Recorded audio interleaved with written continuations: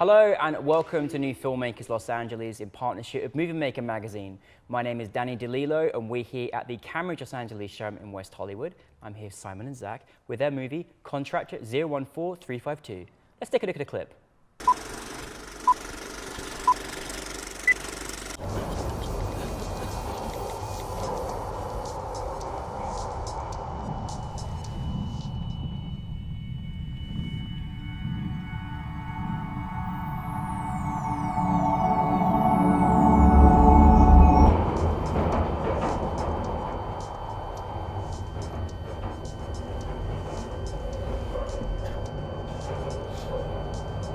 Guys, congratulations. Thank you so much for coming over here all the way from England and Vancouver to be with us. For those that haven't seen your film, tell us a brief synopsis.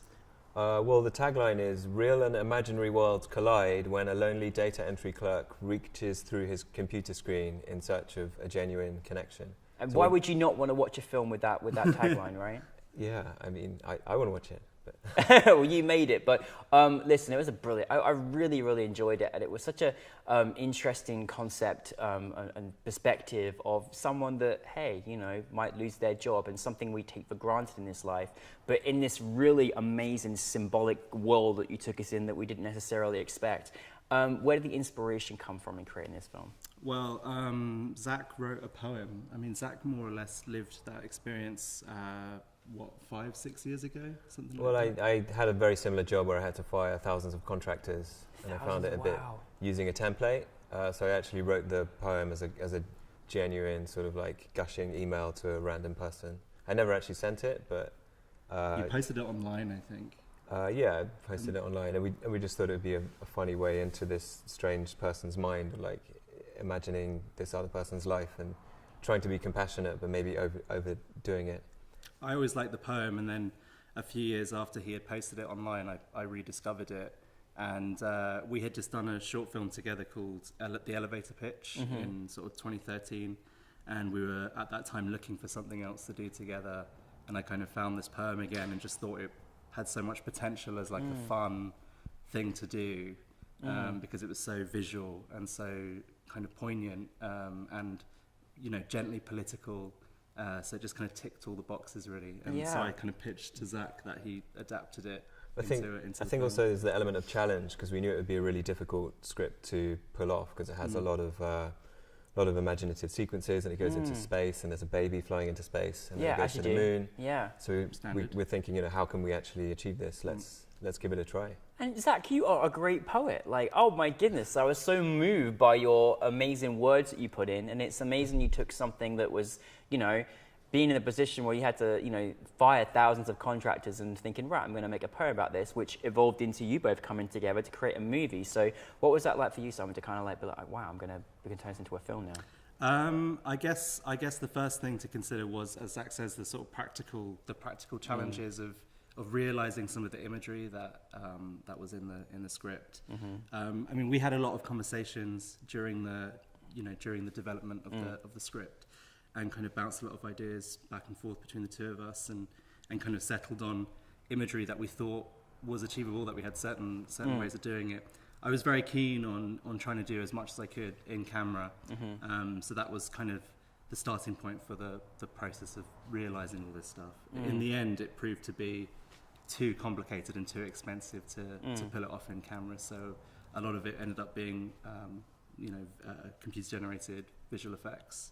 Well, you did a phenomenal job in creating this imagery, and I love just even the little things that you did. Like, I just love the fact that you just, you know, you go from a photo frame and you take it in, and then all of a sudden you got real life. Like, I always love that transitional things that you do, and then him floating through, and you're just like, where is he? How do you create this abyss? Like, how do you do stuff like that? It's maybe incredible. Just describe the Black Swan shot.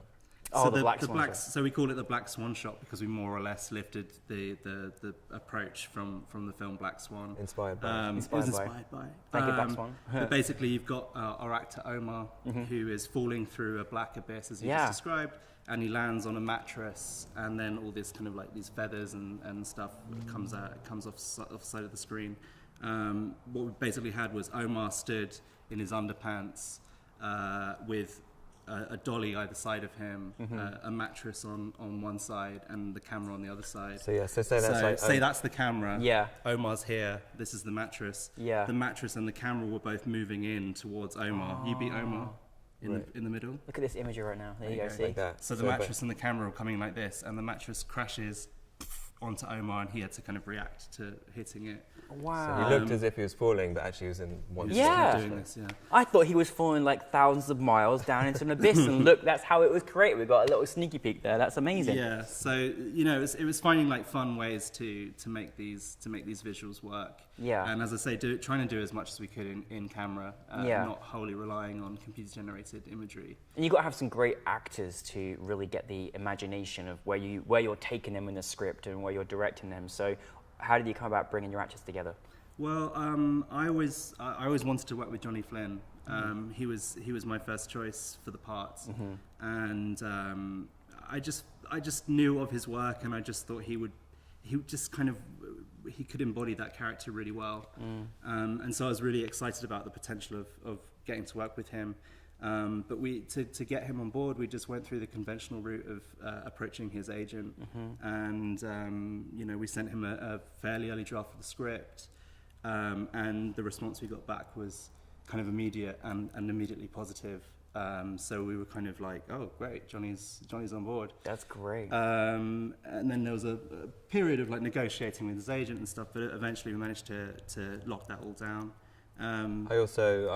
I worked with Dan Ings before, who's plays the arrogant boss. Yeah. And Dan and Johnny have acted together quite a lot before in Lovesick. That's nice. Yeah.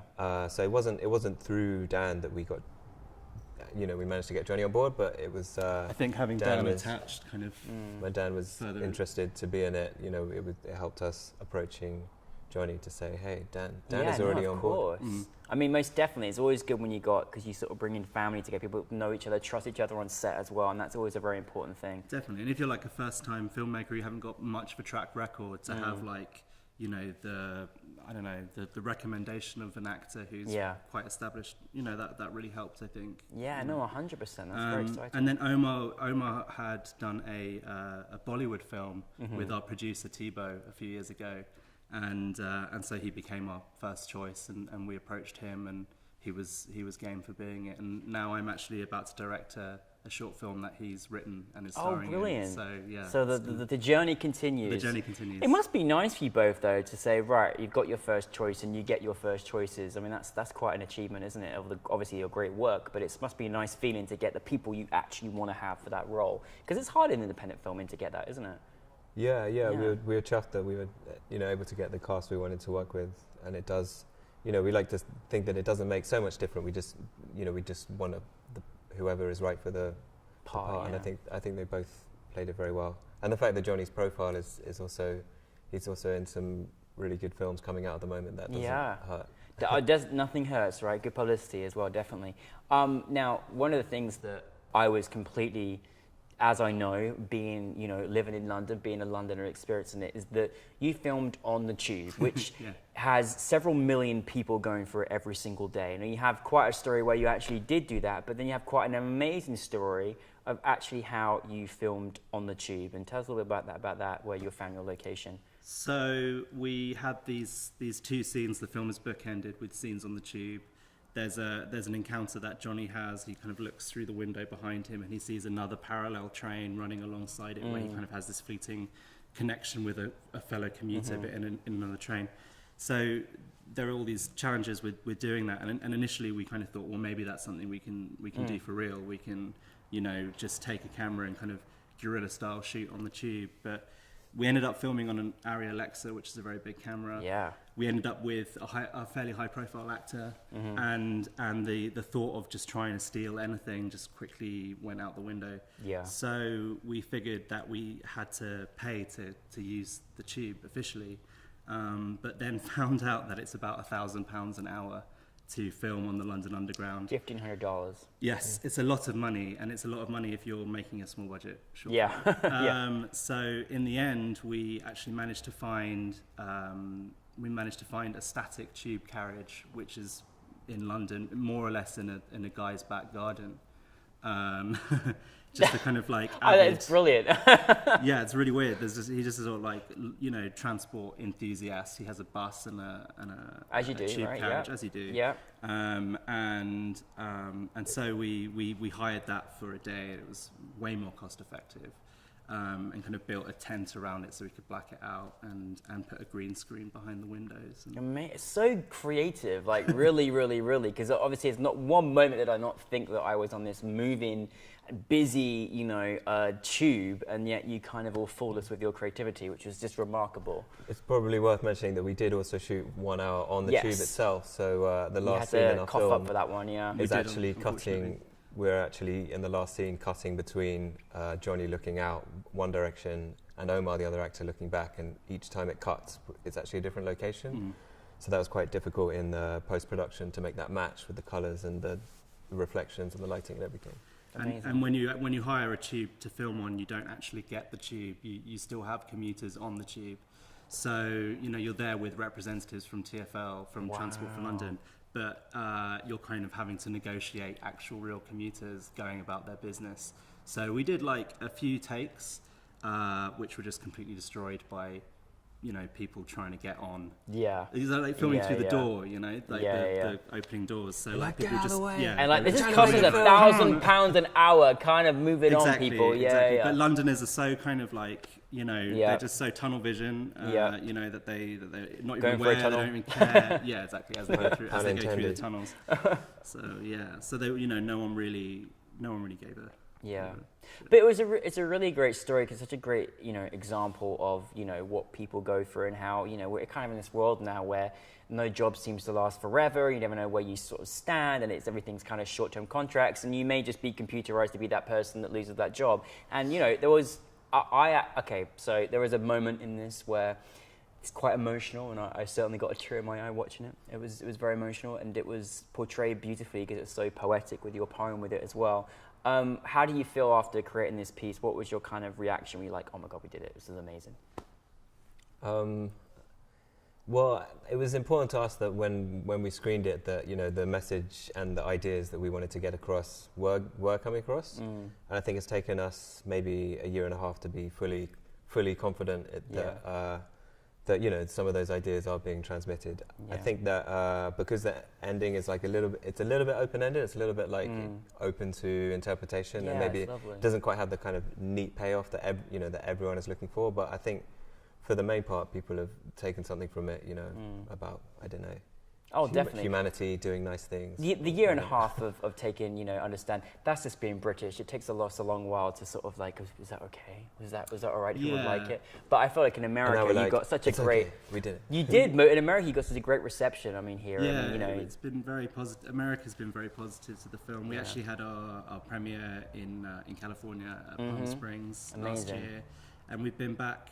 We've been back twice. This is our second time after Palm Springs, but it's also screened at a few other American festivals, and America and France have really taken to the film. Yeah. The UK has been a little bit more mixed. lukewarm to we're, it. The we're response has skeptical. been We take a little while to warm up, don't we? They're like, hope, ha. Especially after Brexit. Yeah, But yeah, let's not, definitely. you know, let's not get. But what's it like? Because we've, you know, certainly us NewFilmmakers, we've kind of given these poor guys no chance for jet lag whatsoever. What is it like? Just, you know, these last few days, obviously, you flew over with Norwegian Airlines, meeting the British consulate, doing your film, doing the interview. Have you had a fun couple of days? Oh, absolutely. Yeah. Yeah. Absolutely. Thank you so much for providing all of this. for Oh, us. we It's can't do it been- without you guys. It's been so- great. Yeah. It's It's been been really really fun. cool Really appreciate it. to meet other filmmakers, you know, getting the chance to, you know, meet people like yourself and other movers and shakers in Hollywood has been really exciting, and definitely a change from the norm in rainy old England. Rainy old England, I being know. out here in the It's sunshine. not bad with the sunshine, is it, with all the palm trees it's going very on? nice. It's very Can't nice. complain. Yeah. Yeah. What would you? I mean, obviously, hopefully, you both will be working together in the future again. I hope to see. Was that as a project you could work on together or individually, or? Yeah, we're developing a feature film, which is like a comedy crime caper, actually set in America, possibly in Reno. So we've been, we're developing. It's relatively early, but we're writing the script at the moment, and we have some ideas for casting. But So, we shall so see. American Plans to do it investors, in the listen year. up, right? Is that Yes. what we're trying to say? Yeah, Absolutely. Yeah. So do you want to film over here in near Reno as well? Is that the I plan? think so, yeah. Yeah. I mean, very it would good. be, there's an English character, so Yeah. it'll be set a little bit in London and Yeah. then for the most part in Reno. Yeah. Or somewhere in the States. Are, Anyway. are you taking us on a sort of another mystical journey like you did with, or is it kind of It's so not quite much. as experimental. Yeah. It's more like a family drama, but couched within this crime comedy caper sort of story Yeah. about a guy who has to find his brother has gone missing and has racked up a huge amount of debt. I probably shouldn't go too much into it, but Yeah. his brother's in a bad way, and he has to go and find out what the hell's going on. Yeah. Yeah, debt, America. It sounds like we're in the right place for most young people growing up today. But anyways, it's quite an achievement as well. Obviously, just making your film, that's a huge achievement. But what I mean, for anyone out there, that especially if you're an international filmmaker and you've come to the other side of the world and you made your film, and a lot of people don't sort of worry about taking that next step to actually make that. What piece of advice do you have, or have you had any filmmakers out there that are like, I want to do this, but I don't know how to begin, and what do I need to know, and what advice do I need to have?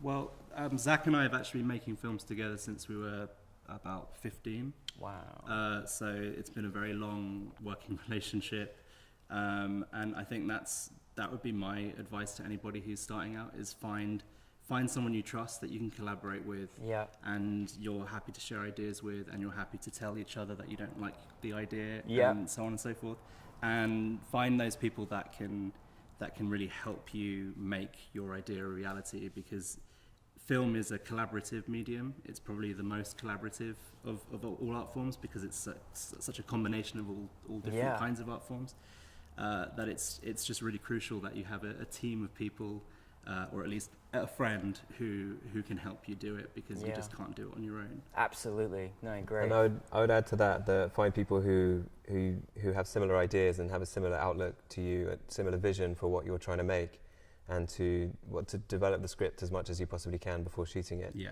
And then be open to making changes and improvements as you go along, because unexpected things might happen in the production. But I think what's important, and something that kind of defines our approach, that when we'll keep developing the idea, keep adjusting the script, and it will just keep changing, even if it's only a small amount, right until we've finished it. So Yeah, that we're happy. still making amendments on the set, more or less. Yeah. You know. Or even after, Or even in the afterwards, edit, yeah. Who knows, cut right? this My scene. goodness, yeah. Well, listen, you both of your works. We love the film, and I can't wait to see this next one as well. And thank you very much for coming all the way to be here, to be with us. And we're looking forward to the next part of the journey. But you're a New Filmmakers alumni now, so hopefully we Great. can kidnap you for more great projects. Love that. Yeah, Gladly. thank you to Thanks you, so and much. thanks to New Filmmakers, and thanks to Norwegian, and Thank you. all the sponsors for Norwegian, bringing us yeah. out here and making this Yeah, it's been great. happen, yeah. We can't live out your talent, so Zach and Sam, everybody, thank you very much. Thanks.